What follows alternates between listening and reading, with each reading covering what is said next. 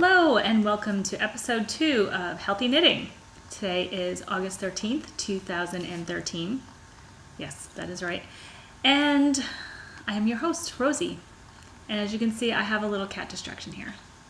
This is Doin, and she's helping right now. I'm using a different camera, and because I forgot to plug in my battery, and I just did the kitchen segment, so that is with my camera. Hopefully I can meld the two together. I'm really hoping, because I can't really record that with the computer. Excuse me. Okay, sit down, sweetie. Let's see. So today we have thank yous, new and good, on and off the needles, some spinning. I'm going to do tips later and a recipe to share. So here we go. My thank yous. Thank you for everyone who's joined the Ravelry group, and I really appreciate that, and I hope you find some fun things over there and we can talk about healthy things and all good stuff like that. There's been a little bit of talking about some recipes and things over there and things we add to our foods. So check it out if you are a member of Ravelry. It's a free site for knitters and crocheters and spinning, and I think people weave, but they don't really have a weaving section on there. Anyway, my second thank you is to Tammy again from the Proverbial Knitter podcast. She gave me a shout out, so thanks very much, Tammy, if you're joining me from there. I appreciate it.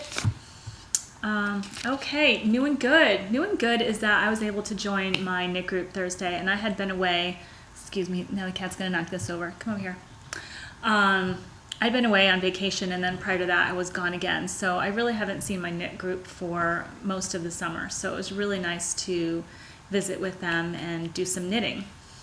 And the other thing that's new and good is that I went for a hike with one of my friends from my knit group, and we went up to my favorite place, which is Mohonk Preserve. It's about a half an hour from here, but there's wonderful hiking. You can do easy hikes, you can do difficult hikes. It's got a wide variety of things. It was a perfect day, and so I'm very grateful for that. So that's my new and good. Sorry, I have to look. I'm not too good at knowing what I'm doing yet because it's all still so new. So I don't know if you remember, but I told you I made this little pact with myself this is for on and off the needles. I'm like, I'm not going to start anything new until I finish one of my old projects. Well, at knit night, I decided that, my friend spun me this lovely yarn, and I have even turned on more lights. My living room is really dark, and so it's been rainy today. The light's coming in and out, so hopefully you can see this very well. Isn't it pretty? It's got all these jewel tone colors, and now also too, this camera is backwards. My camera on my phone is my video recorder on my camera is a little easier to do the which side is which than this. This is the first time I've even gotten this. I knew people recorded with a Mac, but I could never figure out how. Well, while I was doing all the putting this thing together, I figured out how to do it. So this is why we're using this today, because the battery is charging for the other thing, and I actually figured out how to do it. I'm like, oh, what am I gonna do? Now I can't record, and I need to get this done. Anyway, I made this little, hopefully the light, I made this little headband. I thought it'd be really cute, but I'm not all that thrilled, and I still have a lot of yarn, so I think what I'm going to do is pick up around the edge and make this into an actual hat. I'll stick it on. This first time I'm doing this. So if I can pick up the rest, maybe I'll have like just a little hat or something. So that's what I'm saying. I shouldn't have been playing around with something that I said I wasn't going to do. So I'm going to finish my project, and then I can start something new. So it serves me right. It didn't really work out, and I spent all my knit night on this. Next on the needles, I did get some progress, and I have to say, I think it's thanks to the podcast. I was really worried I wouldn't have enough to show you guys, and this is all twisted around because I haven't really been motivated to knit that much, and holy cow, I've just been knitting like every spare minute at night. And so, is this the back? Okay. So this is the Stella jacket, and I've gotten pretty far. So you can see I wasn't even up to the seed stitch. Oh, you can't see that.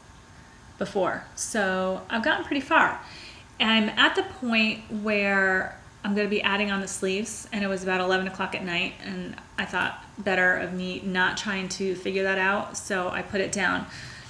But I do actually have the book this time, so I can show you because it's right here. This is the jacket that I'm making. I don't know if you can see that. Oops, see, I'm going backwards. It's this hand. So yeah, I've gotten pretty far, and I'm enjoying it. Right now, I really do need to pay attention to put that whole rest of that together. It's a little bit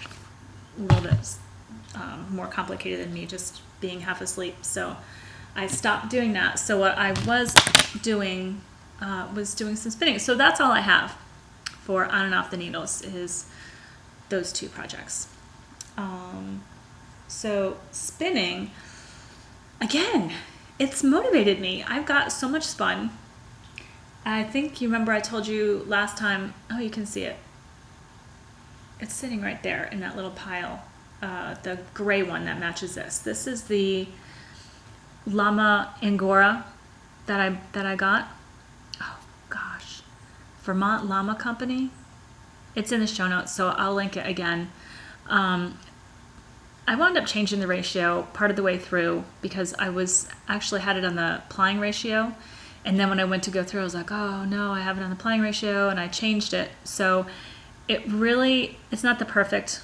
The other skein came out much nicer, but it's pretty nice. It's soft. It's super soft. I love it. The Angora really makes it soft. Oh, I also have a little bit left over from the other one, so I've got a little bit of a 2-ply twist with some gray and some tan. So when I figure out what I'm going to make, a color work project of some sort, I'll keep you posted.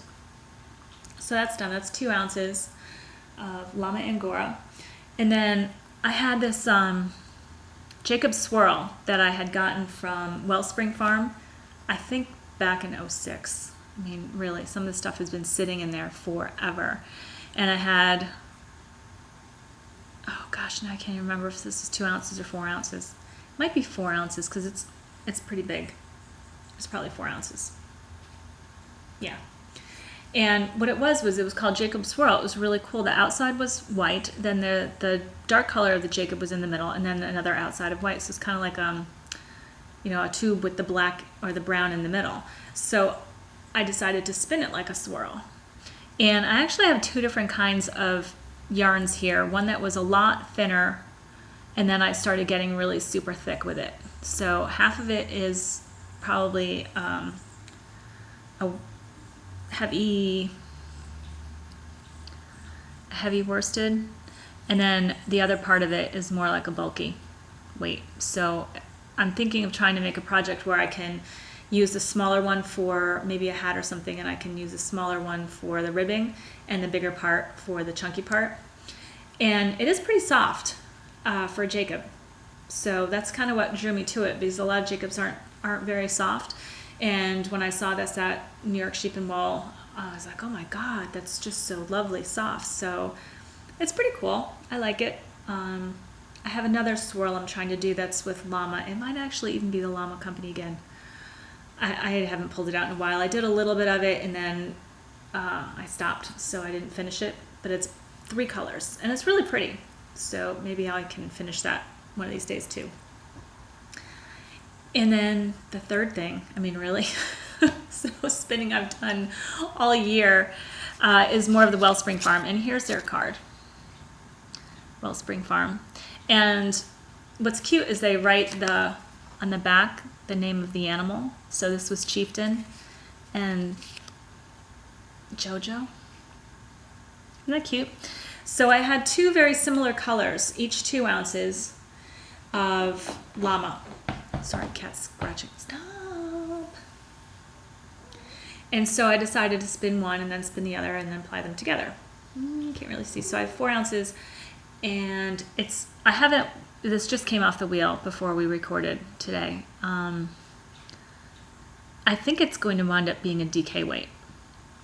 It's kind of like a heavy fingering now, but I spun it woolen, so I think it's going to plump up quite a bit when it gets washed. I just haven't had a chance to do that yet. So I'm thinking of making some kind of a shawl out of this, depending on the yardage, and I might mix it up with something else that I have, just because I really would like a shawl with this. It's so super soft and it's so squishy, and it's beautiful. It's not colorful, it's all natural colors, but to me it's still really beautiful. So that's it for spinning. Oh, I do have a really, I forgot. Really, I left the yarn, I don't know if you remember, but I had one nice ball of yarn and one that was all messed up. And I've got two that are all messed up because I left it sitting on the couch, which is not where I can leave yarn, because I told you I have this cat that likes to bunny foot yarn and do this to it. Well, they did it again. So now this project is going to be stalled even longer because now I've got to figure out the yarn. Crazy cats. I do love my kitties though. They just don't love me sometimes. I don't know how long. Oh my gosh, this is really fast. I took forever the last time. Maybe I'll show you some things that I'm going to rip out because I don't feel like getting up right yet. I made this jacket. This is out of Manos. And the reason why they're out is because I need to rip them out, and I keep moving them places, out of sight, out of mind, and then I never rip it apart. But the idea of this jacket was really cute. It's one of these swirly jackets, and you knit a panel, and then you sew up the sleeves, sides, just a little bit, and then you do ribbing. And so one side of the ribbing is a little more than the other, so you could make kind of like a collar thing if you wanted to. But really this thing just looks, it falls so funny in the front on me. I don't know if it's me or if it's the way the pattern was written, but it just looks really, really funny, and I never wear it, and it's Manos, and I'd like to do something different with it, but I'm just not sure what, and if I really want to take it apart and deal with all of that mess, because Manos does stick on itself a little bit, and it's not, you know, it looks like it might not be a single, but it feels like it looks like a single, so it might be one of those that's like Malabrigo that looks like a single but it's not a single. So I'm not sure, but all I know is it's going to be a pain in the neck to take it apart. But there's quite a bit of yarn in here for me to make something else nicer out of, and I do have, I think, 2.5 more skeins of this same thing that I could make something better out if I put it all together. So that's just been sitting in the you need to get ripped out pile for quite a while. This sweater is a shame because apparently I wasn't paying it any attention.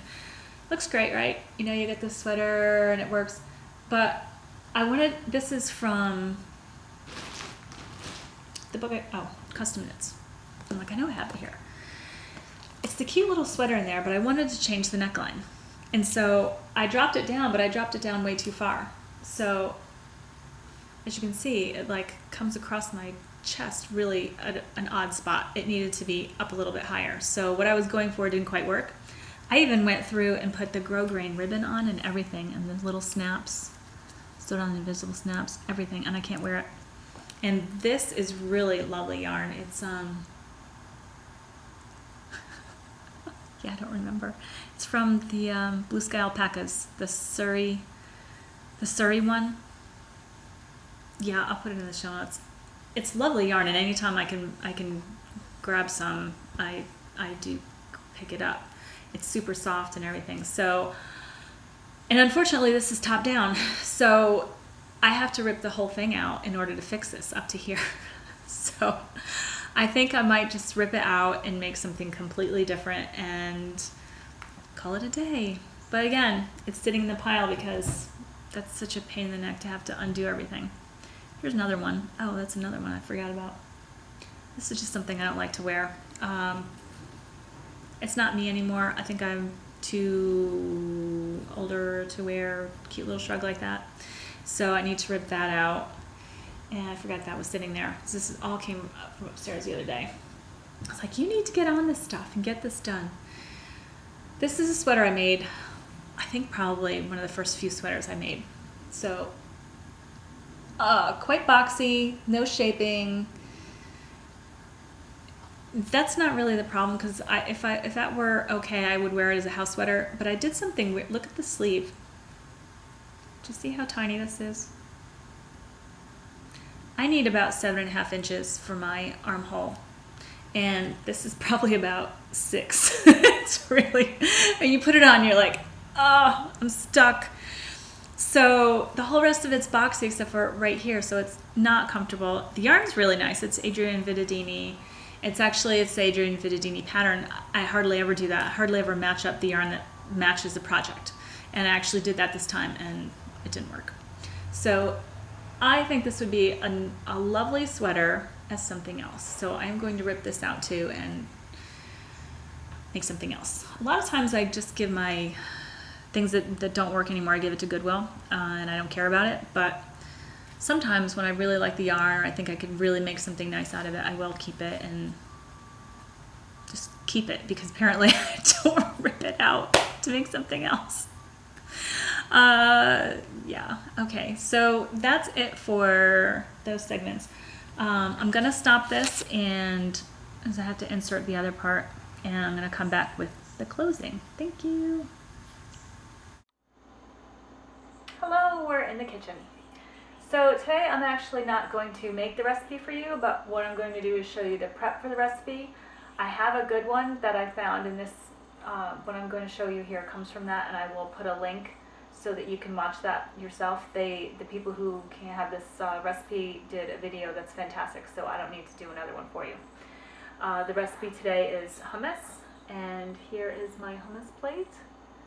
Looks lovely. It tastes absolutely fantastic, and hummus is a really easy thing to make. It doesn't have very many ingredients, but there's 2 very specialized ingredients that you need, and that's sesame tahini and garbanzo beans. The other ingredients are olive oil, garlic, cumin, and lemon juice. So what I wanted to talk about today is dried bulk foods, because you can save a lot of money and still have organic foods this way. This is 1 pound of organic garbanzo beans, and at my local store this costs $2.45. And what that made, this is actually comes out to be 2 1/4 cups of dry. Sorry, there was a distraction there. I think the squirrel is jumping through my trees. It made this much plus 1 more cup of beans. So as you can see, that's a lot. It's a little more than 6.5 cups of cooked beans. And it doesn't take very long to do. It's pretty much soak them overnight and cook them the next day for an hour, and they're done. So you can have this all during the week for your meals. And what I wanted to show you, I have a breakdown so we can look at ways to save money, because everybody goes, oh my god, organic is so expensive. Well, organic can be expensive if you don't do it smart. So dried bulk grain, legumes, and if you eat rice, if you eat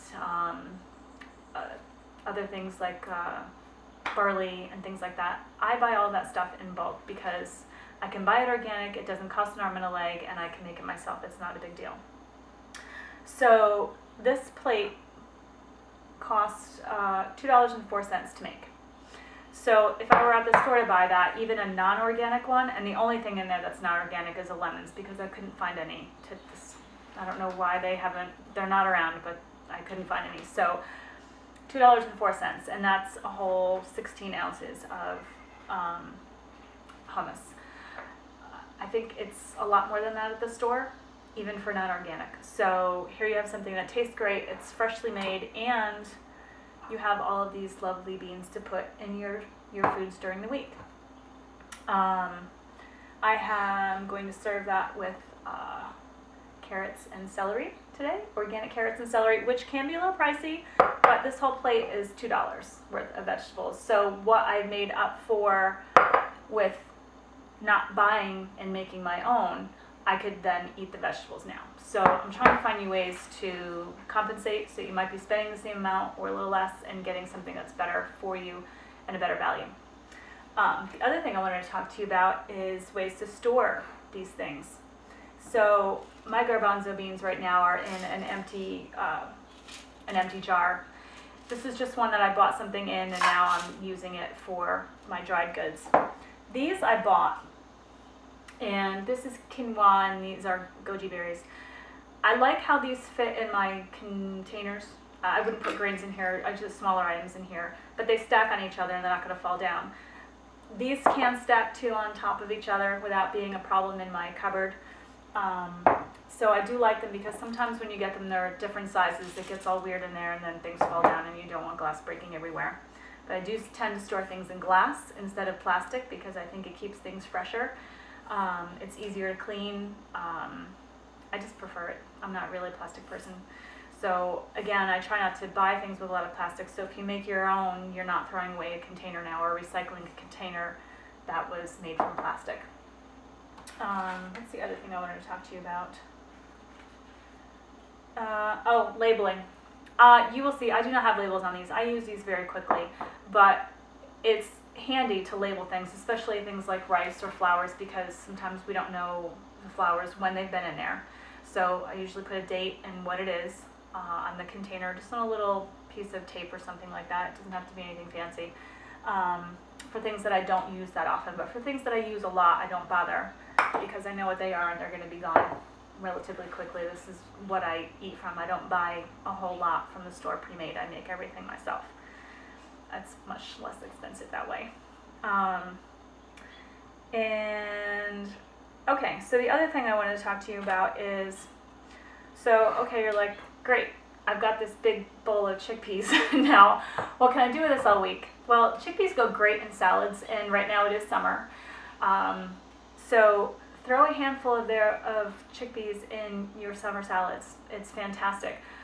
In the winter, I put them in soups, and I will just throw them in my food randomly with whatever I make. I like to eat a legume, a green, and vegetables in my meals because that's what works best for me. You know, figure out what works best for you. But garbanzo beans are full of fiber and soluble fiber. So this is a really good addition to your diet to keep your digestive tract working great. One of the other things, if you're going, oh God, beans are a mess, they make my digestion weird. Well, the thing is a lot of people in the United States don't eat enough fiber.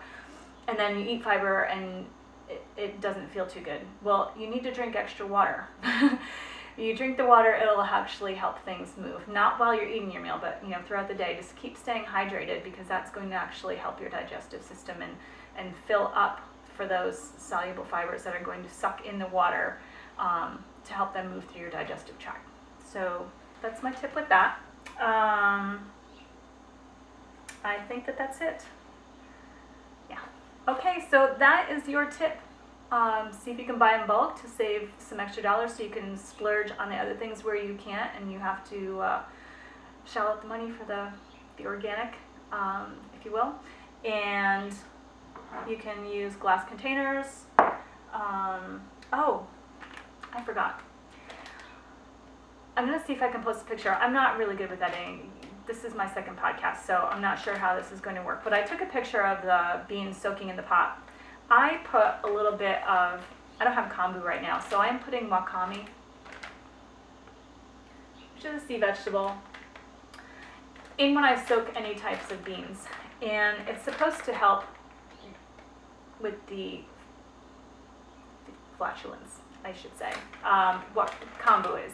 I don't know if wakame is. I just do it anyway just because it's seaweed and it's going to add some extra minerals that I probably am not getting in my diet. So I do soak them. I lay it on top. These things kind of expand and get weird, especially if they've been in water for a long time. So in the next day when you're ready to cook your beans, just take that off very carefully and get rid of it. Don't stir it. I've done that. It gets everywhere and then you can't get it out and it's kind of weird. So if you do try sea vegetables, just put them on top and take them off very carefully in the morning. Okay, so that's it. I hope you like it. I'm going to eat and then I'll get back to the podcast. Thanks.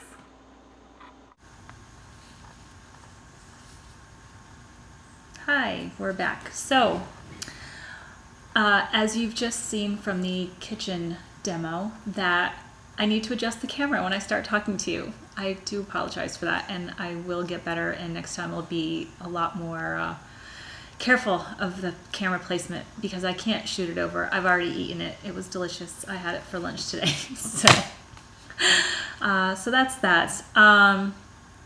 The recipe today comes from inspiredtaste.net, inspiredtaste.net, and it's called Smooth Hummus. And I will put a link in the show notes. The show notes can be found at, I don't know the actual web address for that.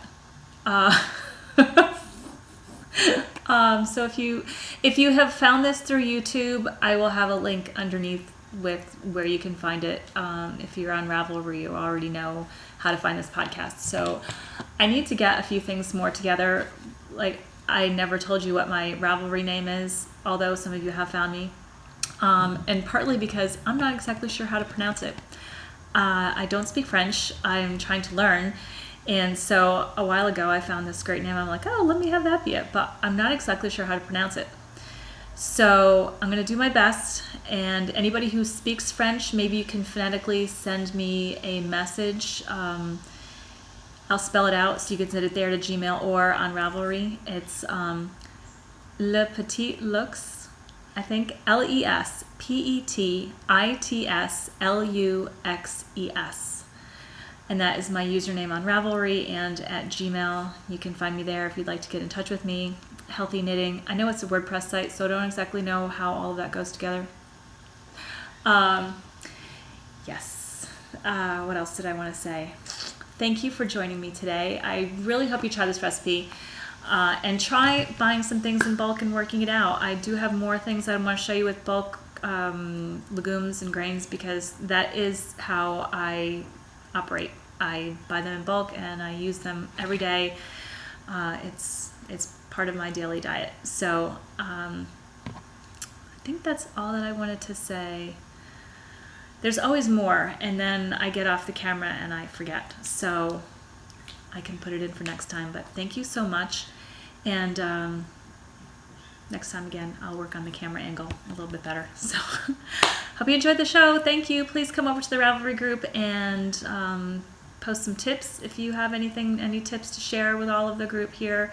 We're all just trying to get healthy and find ways to make it easy. Easy is, if it's not easy, you're not going to do it. So I'm just trying to find easy ways for you to make healthy choices. Okay. See you next time. Thanks.